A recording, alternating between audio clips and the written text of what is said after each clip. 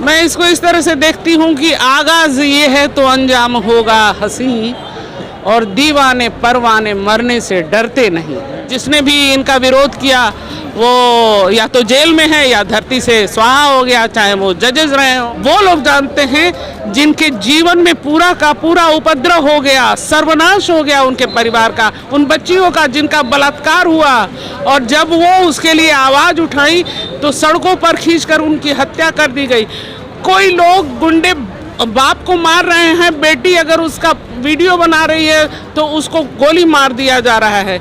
यही है ना हमारा उत्तर प्रदेश। वो जो चाहेंगे, जिसको चाहेंगे उसको उठा के जेल में भर देंगे, उसको उठा के मरवा देंगे, पिटवा देंगे। अमिताभ ठाकुर जी, उनके साथ जो व्यवहार हुआ वो तो हमें लगता है कि शायद अंग्रेजों ने भी नहीं किया होगा। आज के बुजुर्ग कहते हैं कि अंग्रेजों के शासन में भी इतनी धुंधकारिता नहीं थी। सर फोड़ के सरेआम खड़े करके गोली मार दी जाएगी, मारी जा रही है। कहेगा आपसे रोएगा, किससे रोएगा?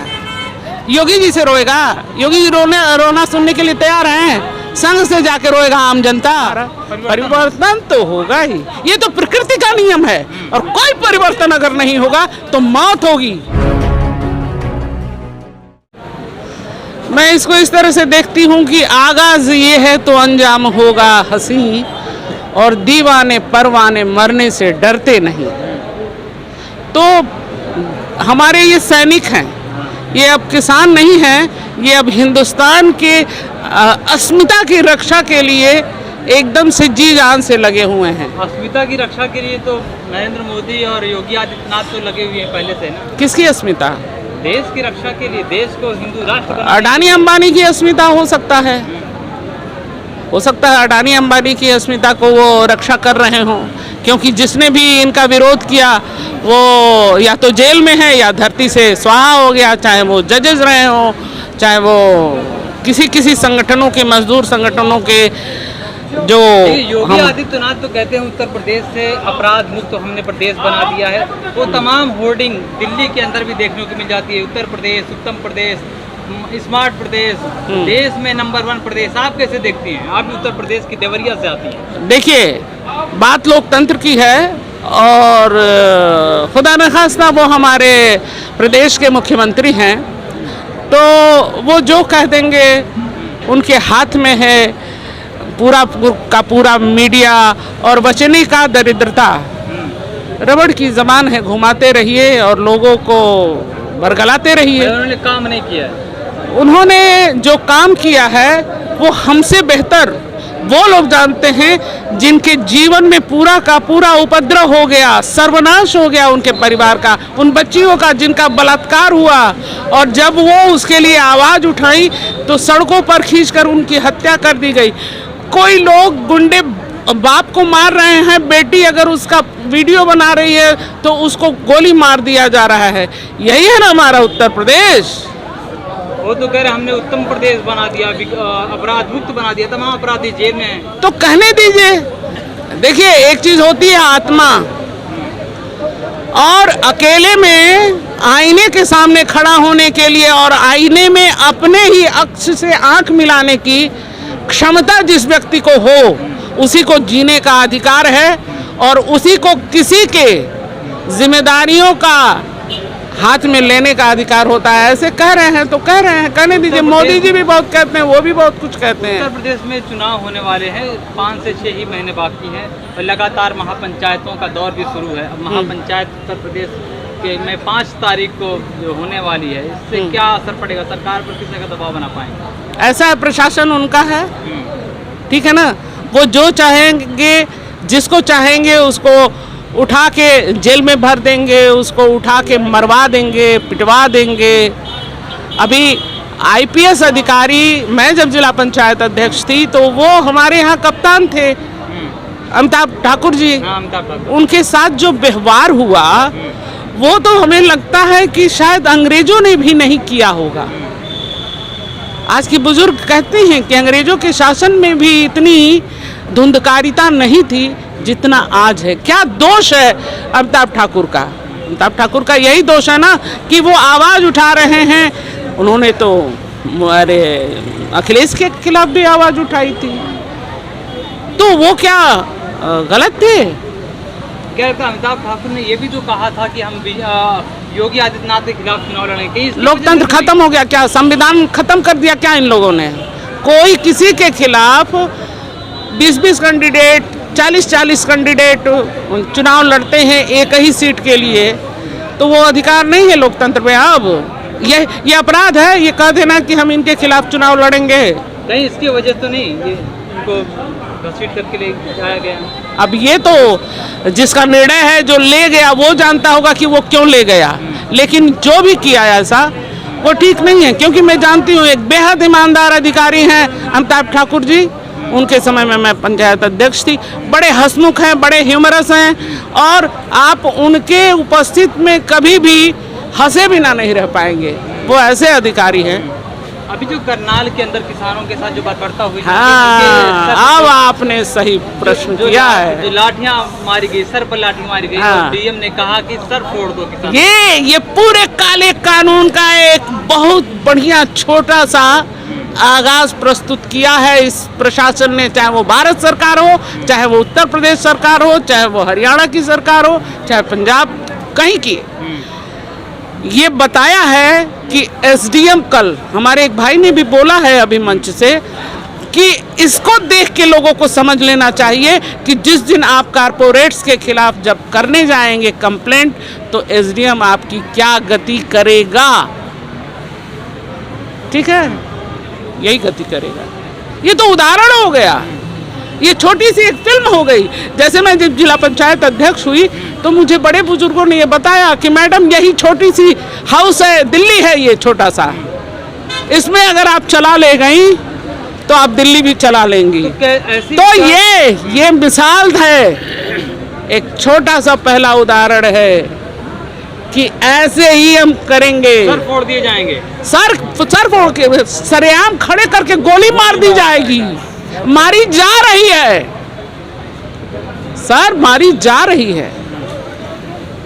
यही शुरुआत है, ये आप भी समझिए, क्योंकि आप भी इसी देश के नागरिक हैं। विचारधारा से कैसे लड़ पाएंगे आप? कैसे लड़ेंगे? कैसे लड़ेंगे? जैसे प्रकृति लड़ा रही है, लड़ा नहीं रही है, देख नहीं रहे हैं हमारे कितने से किसान यहाँ जो शहीद हुए हैं, हम शहीद ही कहेंगे।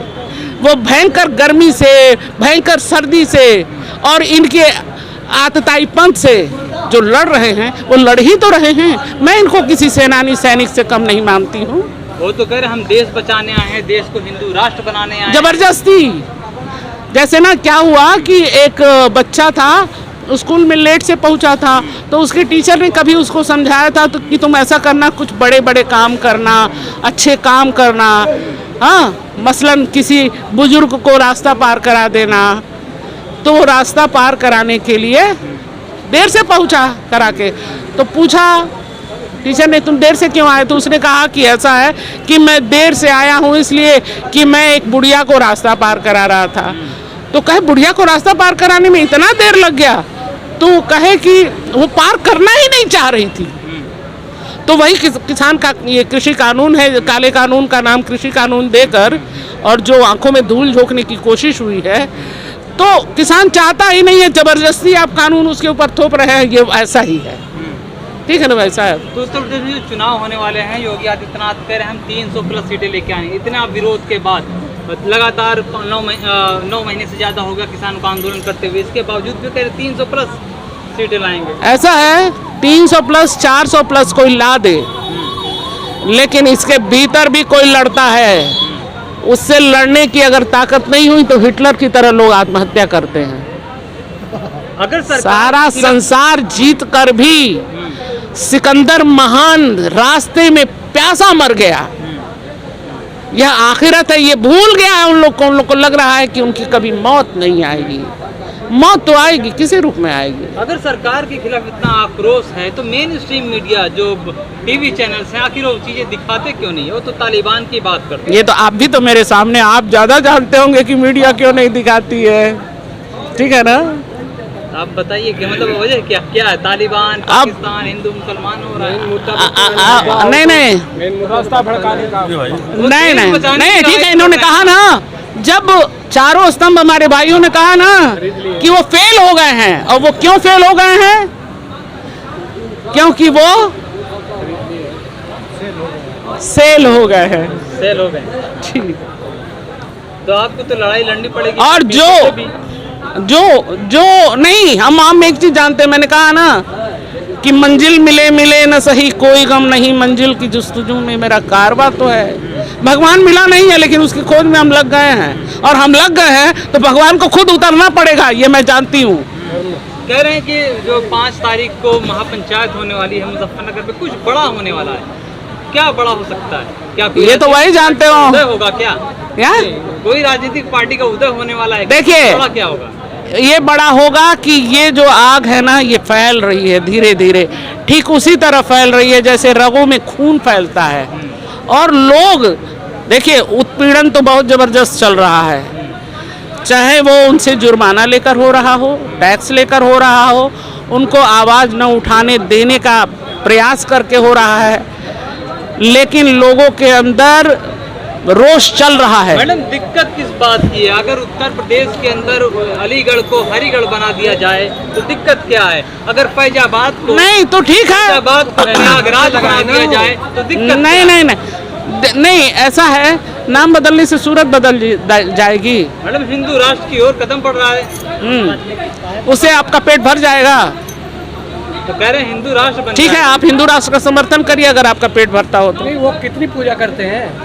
वो कितनी पूजा करते हैं जो हिंदू राष्ट्र? मैं उनके बारे में ये सब नहीं कहूंगी कमेंट, वो लोग करेंगे, उनका काम है। लेकिन मैं एक चीज जानती हूँ कि दिलों के मंदिर ध्वस्त करके, हमारे जनता का दिल का मंदिर ध्वस्त करके, आशाओं का मंदिर, उम्मीदों का मंदिर ध्वस्त करके आप राम मंदिर का ठेका लिए हुए हैं, तो ये कोई बात नहीं। क्या आप ऐसी विचारधारा से लड़ने में कारगर साबित हो पा रही हैं? मैंने बहुत विचार किया, तभी तो 11 साल बाद भाजपा को मैंने छोड़ा, इसी पॉइंट पर। वो लोग बहुत नाराज हो गए, मैडम बहुत अच्छा बोलती है, आप अयोध्या में जाया करिए, अयोध्या में बोलिए राम मंदिर का जो संघर्ष चल रहा है। हमने कहा कि मेरे दिल में राम है, मेरे यहाँ है, मेरे पिता ने मुझे कबीर की शिक्षा दी है, तो मैं उस कंक्रीट के मंदिर जो लड़ाता है और वो इसी पर वोट का विभाजन करवाता है। देश विरोधी है क्या आज जो हो रहा है? उससे तो मैं कहती हूँ कि वहां पर मनुष्य बैठा ही नहीं है, वहां मनुष्य बैठे ही नहीं, जो उनके निर्णय हैं वो मनुष्यता के निर्णय हैं ही नहीं। तालिबान वाले देश की तो बात ही छोड़िए। नहीं, वो ठीक कहा उन्होंने कि हम इनको तालिबानी कहेंगे, वो भी तो कैसा आपने ठीक कहा, और आजकल उनका नाम तालिबानी पड़ा हुआ है।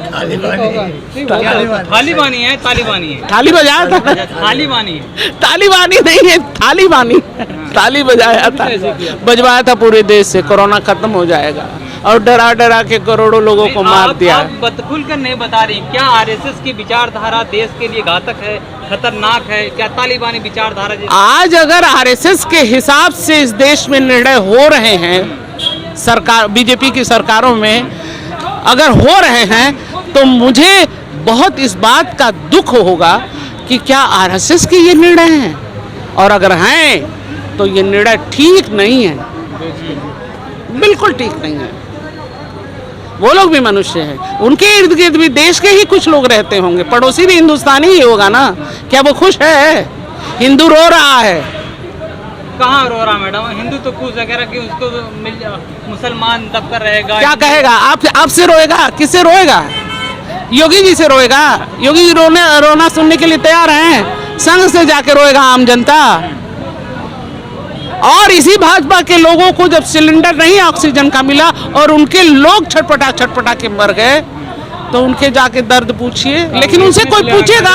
गाजियाबाद में कांग्रेस को फोन किया, उनसे पूछेगा कोई? आप कहाँ ये बाइट लेने के लिए? उनका बाइट लिया आपने?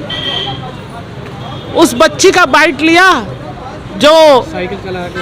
हाँ, जो जा रही थी, गुंडों ने जब उनका जमानत हो गया तो उन्होंने साल भर के पहले उसका बलात्कार भी किया, और फिर उसके बाद कानपुर की सड़कों पर उसको दौड़ा के घसीट के मारा। परिवर्तन तो होगा ही, ये तो प्रकृति का नियम है, और कोई परिवर्तन अगर नहीं होगा तो मौत होगी, और स्वतः प्रकृति लेकर चली जाएगी।